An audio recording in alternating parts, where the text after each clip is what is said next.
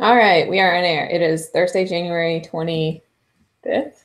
Yeah, remember what day it is. That's good. This meeting is to check in on active development tasks for Backdrop CMS. It's going to be a bit of a quick meeting today because there aren't very many people around. But really quickly, we've got 2 new contrib projects this week. Menu Trail by Path, which is something that I was a huge fan of in Drupal 6, and I'm happy to see that it's going to exist for Backdrop as well. I don't know if I've used it in 7 or not. And a new project called Add to Cal, which lets you add events to your calendar, which is super handy. So thanks, guys, for creating and importing modules for Backdrop. We've got a bunch of stuff going on for the website. No changes since last week. We've got some new sections coming soon, but not there yet. On Backdrop CMS itself, most of the issues we talked about last week, but I did want to just give an update for those of you who are curious about Backdrop 1.9 and the imminent release of Backdrop 1.9.1. We're hoping to make that release either this weekend or early next week, maybe on Monday. That would be 2 weeks after the release of 1.9.0, which is kind of what we're shooting for. There are 2 issues that we want to include in 1.9.1, or 2 fixes for issues. Neither one is super urgent. The first one is one that if you are going to update from a previous version to Backdrop to 1.9 and you haven't logged into your site and you go to log into your site to run update.php, you can't because we've changed the user page. And it needs a menu rebuild before you can get it. And it doesn't run the menu rebuild until after you run update.php. So even though you're supposed to be logged in before you update your code, I ran into that problem twice the night we released Backdrop 1.9. I figured if I'm going to run into it, everyone else is going to run into it too. So we're going to push a fix that will cause a menu rebuild when you visit the user page so that people can log in to run the update to run the menu rebuild. So we've got a fix for that.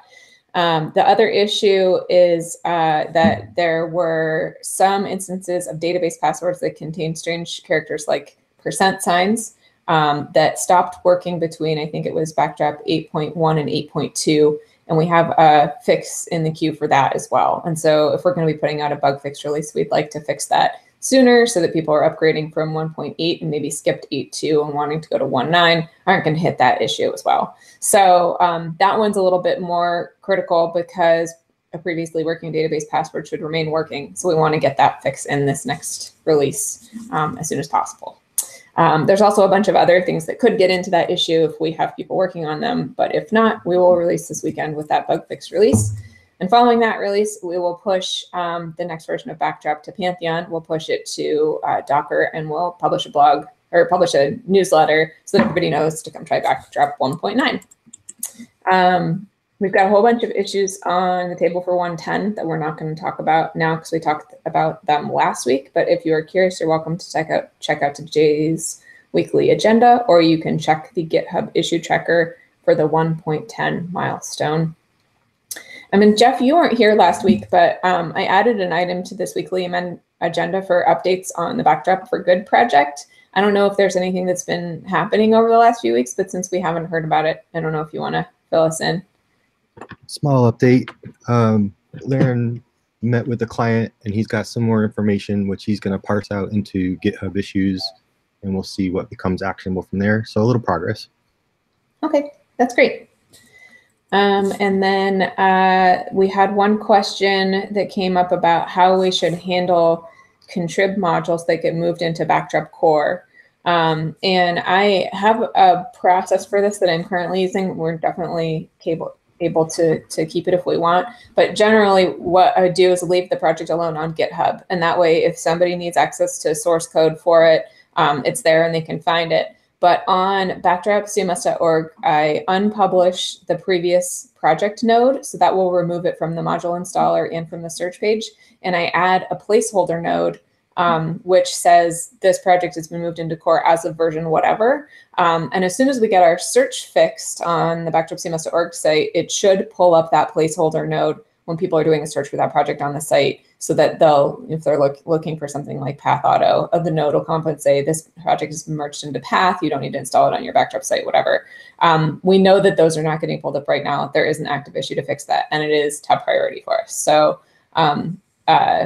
hopefully it'll get a little better here in the near future. But if anybody has any ideas about other ways that we could better handle this, we're definitely open to that. And it looks like we now have an issue open in the Backdrop contrib path auto group right now, where we're talking about it. So it's issue number 19. So if you want to join in there, you can. If anything super actionable comes out of that, we'll create a new issue wherever it is we need to solve that problem.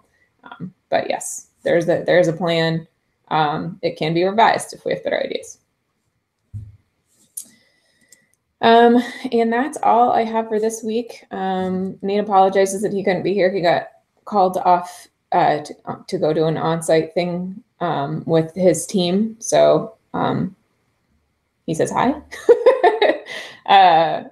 But anyone who has any questions about anything is welcome to join us in the Gitter channel, tweet at us, send an email to info@backdropcms.org. However you normally get in touch with Backdrop people, feel free to jump right in. We're usually fairly friendly. Oh, use the forum. We have a new forum. Everybody likes the forum. But that's all I have for this week. And if Jeff, if you have nothing else, we'll go ahead and call it. There's a new drush bmake command if anybody wants to try that out and give any feedback on that, which is analogous to drush make. Spin up a site with common things that you might use, like web form and backup and migrate, stuff like that. That's great. I saw that tweet. I haven't looked at it yet, but I'll check it out. Great. All right. Well, thanks so much. We will catch you all next week, if not before. Bye, everyone. Thanks for watching.